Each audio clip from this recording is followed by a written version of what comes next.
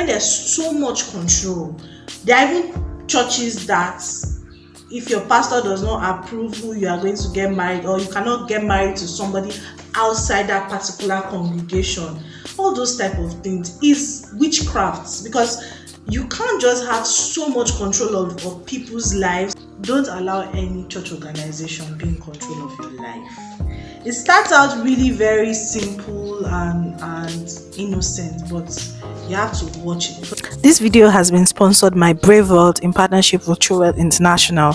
So you can go on the website and purchase hoodies that have faith-based inscription. So you have immortal, you have I know who I am, you have greater is he that is in me, you have sleeved hoodies, True Wealth t-shirts, true t-shirts, you also have joggers, fight a good fight of faith, it's time to pray, grateful, thankful, like beautiful stuff. You can get it. I'm going to put the link in the description box. They also have hoodie gowns. Okay, nobody can drag me down hoodie. My heart is indicting a good matter. Amazing stuff, you guys. So please check the description box as well as the pinned comment for the link to purchase from the website. Good morning, whatever time it is where you are, how you all doing? So you guys, I want to quickly react to a video that I saw on Auntie Funke Ashekun's channel on why she left Deeper Life Church. So first of all, she grew up in Deeper Life Church when she was a child. That's practically all she knew. So the whole judgmental, they are the only born again Christians, that was what was happening there. I'd been accusing her from that time, more than 30 years ago till now, that she committed fornication before she got married and all of that. You know, all those drama. Before we go on, my diamonds, like the video. So according to her, she shared what actually transpired, that her husband, her now husband, was her brother in the Lord. You know, all those bro, this one, sister, this one, you know, all those arrangements. And she saw him as a brother, like he used to come to her school, she used to cook for him, hostel life. So according to her, there was a lady who was living with them that they were helping, a church person that came up with a lot of stories, how the people she was staying with, they were maltreating her, It was a lot of stories, you know. She took in this woman or lady. The lady was now a pain to them, like she really made things difficult, and her mom is a single mom, okay. So according to her, the way they get married in Deeper Life, okay, I can't relate. Honestly, I cannot relate. But just go and propose to somebody. You have to go through the marriage board. They have their own process, right? You have to go through the marriage board. If people like you, they'll come and put, there's a list that I like this person, okay. So I think the marriage board will now counsel the person. The person has to go and pray and allow God to speak to them to choose who exactly their husband is or their wife is. So that's their process.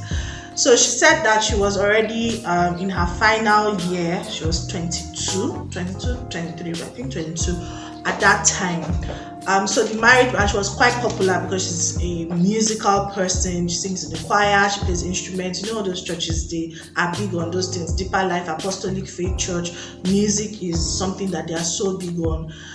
So she was really very popular. According to her, the list of brothers that have intentions, okay, to propose to her, but they didn't want her to get distracted because she was in school writing her project. So they were like, they'll pause it for the time being until she finishes school, so that she will not be distracted by a man matter.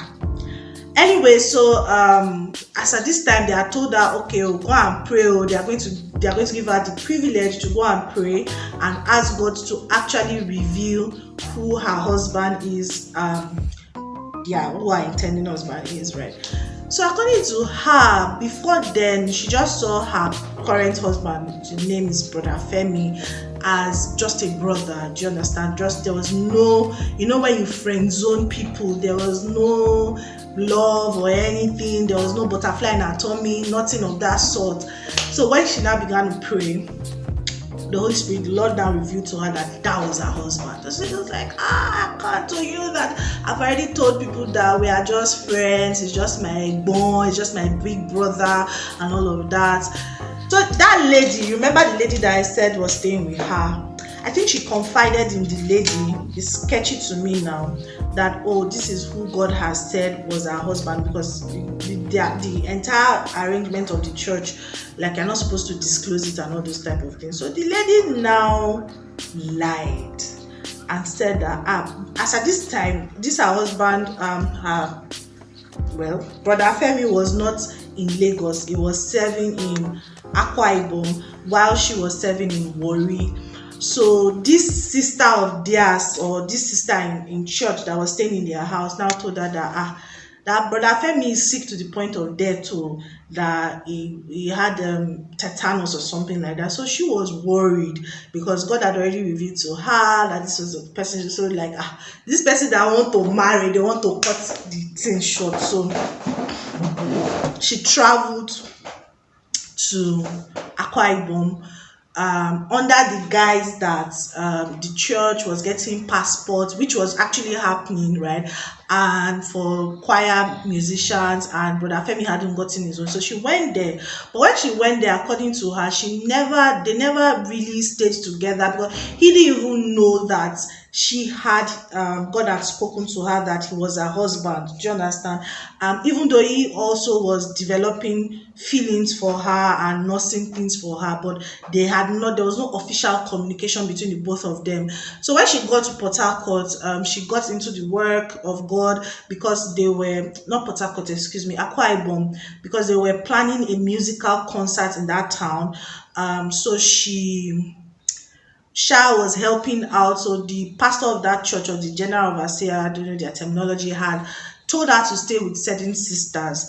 Long story short, that was the beginning of the accusations against her that she committed fornication with the brother. Because while she was there, I think she also confided in somebody else that, talk Sha. So by the time she came back to Lagos, in Deeper Life Church, I think Brother Femi had gone to meet the general overseer of Deeper Life, because he had somebody else in mind that he had already put on, that they are committing, and you're taking that person's name, that this was the person he was intending to go and propose to. Anyway, story. You people should go and watch it. It's a 2 hours long video, right? They now called them for like a disciplinary committee type of meeting, that she had gone to Akwa Ibom to go and manipulate the brother to marry her. So she was like, I did not even discuss this thing with this person. Anyway, so when I listened to her story, I was like, there's a problem with too much control. Like I said, I can't relate, because the church that I grew up in, there's nothing like. In fact, they used to call our church a non-Christian church, like Auntie Funke was saying. Nobody controls who you marry and all those type of things, because when you begin to control, when there's so much control, there are even churches that, if your pastor does not approve who you are going to get married, or you cannot get married to somebody outside that particular congregation, all those type of things is witchcraft, because you can't just have so much control of people's lives. And she talked about, if you want to leave them, shunning and all those type of things. I remember when I was in the university, I used to do what we call morning call. I changed the name to morning. No, they used to call it morning cry. I changed my own to morning glory. I don't cry in the morning. I go out to preach in the morning, do evangelism and all of that. So I had this megaphone thing that I used to carry out. 4 a.m. in the morning, I'm already in different hostels in my school, preaching and all of that. So I had a Deeper Life bunkie that now started following me to go to minister. And one day, one guy in their fellowship now called her aside and said that, don't be following Tope to go and preach, because she's not really born again. So somebody that is going to do evangelism, am I evangelizing for the devil? I don't understand. Do you know that my buggy did not talk to me? The thing hurts me. Oh, it hurt me deeply because how old was I then? Maybe I was like 16, 17 or 16 years old. So I was like, I could not phantom it because one day I had to confront her like, babe, what's up? You stopped following me. Like she now became because you can't be around me and you're not happy. Oh. I'm a very happy person. Okay, if I'm close inside, I'm a very happy, go lucky person. I don't have time for wahala. Though if you bring wahala, anyone you want, if you want wahala, we did it. If you want violence, hey, we give it to you. But normal, I'm a very happy person. So I had to confront her like, babe, what's up now? Did I offend you? That's when she now opened up because you opened up to me. Say, so person, or she told her friend, I can't even remember, I told her that she should not be following Tokwe, that they know that Tokwe is not a Christian. So the evangelism that, because she was the one that was like, oh, like she likes what I'm doing, I was like, it's work of God, oh, let's go and be doing the evangelism together. Like, so it's not like I carry this girl for club, you know. No, we did not go for club. We went for evangelization of students. And they said I was a bad. You should not follow me because look. So when I listened to Auntie Funke's video, I was like, oh, okay, maybe this was why because this is how they've been taught. Okay. What I really want to say about that video is that look, control. Don't allow any church organization be in control of your life. It starts out really very simple and innocent, but you have to watch it because when she talked about the lady who set her up, and the lady actually set her up and wanted her to go to Akwa Ibom to go and see the brother that her husband now, so that they can say that they were sleeping with themselves, because by the time she will come back to Lagos, and I think the brother also went to meet the general overseer of the church, and they had a disciplinary and all of that. I'm just wondering, like, are we not supposed to have the love of Christ in our hearts? Do you understand? Like, why would people be in church and have such mindsets? And it's a lesson for everybody. Just because people are in church or you meet people in church does not mean, okay, that their heart has been renewed totally. So you have to be very wise. You have to work in a lot of wisdom, okay? Because a lot of people have gotten into trouble by a sister in church, a brother in church, and all those type of things. For me personally, like my friend or my roommates that did not want to stop going out for evangelism, God, I had to really, really forgive that again, because it hurts me for a while. Like, how will somebody be saying this type of thing? Like, I'm not going to club, I'm not going to do it, I'm going out to preach. And somebody's telling another person that don't follow Tokwe because Tokwe does makeup and Tokwe wears trousers. Please. Anyway, you guys, it is well, okay? It is well. I'm glad that she's coming out to talk about her story, because there's some people like, why are you sharing your story? Why would you not share your story? There are people who don't know that, just because you're in a church does not mean that you will not that you'll be closed off or whatever, but you just have to walk in a lot of wisdom, okay? There are all sorts of people in church, right? Not everybody's mind is renewed. Do you get? Not everybody's mind is renewed. So, yeah. Anyway, if you want to talk about church hurt and all those type of things, we will not live here. But what I just want to say is that if you've been offended by your church, they offended you. Those church people, they offend you. Forgive them. See, you know, this our God. He has different types of children. You just have to forgive, and it's not easy, because I've heard different things. Some people have lied on people. Some people, like, the stories are much. Like, if we start a series why I left church, this channel will blow now, because different people will come and talk about their different stories. Their pastors' wives have insulted members, pastor that did business, that, you know, all sort of things. But The Bible says we should not forsake the gathering of our brethren, right?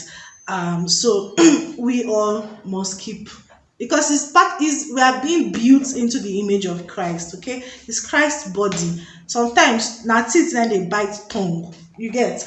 So we need to forgive our brothers and our sisters in Lord, but at the same time, as you are working in forgiveness and working in love, you also have to be circumspect and wise as a serpent. Okay, don't just say, church, my pastor said this one. You have to be sure that it's not coming from a place of manipulation. They're not trying to manipulate it. Once you are wanting to control marriage, I say these things are subtle. They just be like, oh, share your testimony. We would like to know what God has done in your life. Yourself, they use your HQ. Not be everything that they talk. These are very, very. It looks innocent. Okay, I'm not saying that there's nothing wrong with sharing testimony. Don't come and say Tokwe said don't share testimony, but use your HQ. You gotta be wise, right? Okay, it's not everything. Oh, man of God, I just got this deal. Hallelujah. Okay. Now only you now God they do something for. Do you understand? Even your pastor might be struggling with jealousy and envy. Use your HQ. Alright. It's true. Let me not talk too much, you guys, but yeah. Please like this video, subscribe to the channel if you are not yet subscribed. I will see you all in my next one. Bye.